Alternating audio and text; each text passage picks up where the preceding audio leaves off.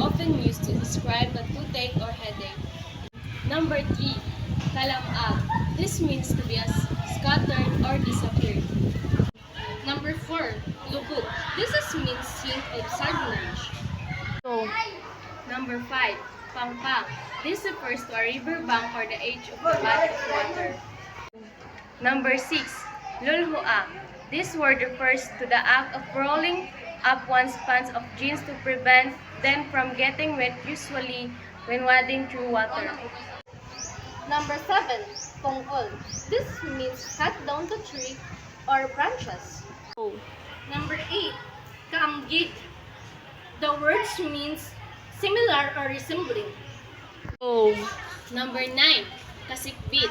This refers to something that is adjacent or next for something else, often used for properties like land or houses.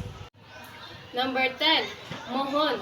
This is a boundary marker, often a stone or post, used to indicate for property lines.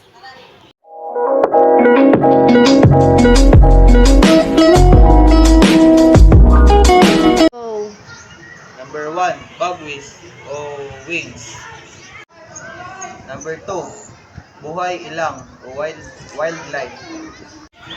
Number 3, dagitam o electricity. Number 4, dogs in. It's mean gravity. so, Number 5, dorongawan. It's mean window.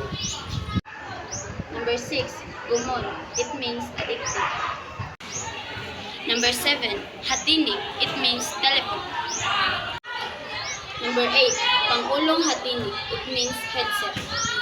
Number 9, pook sapo. It's mean website. Number 10, sulat runiko. It means email.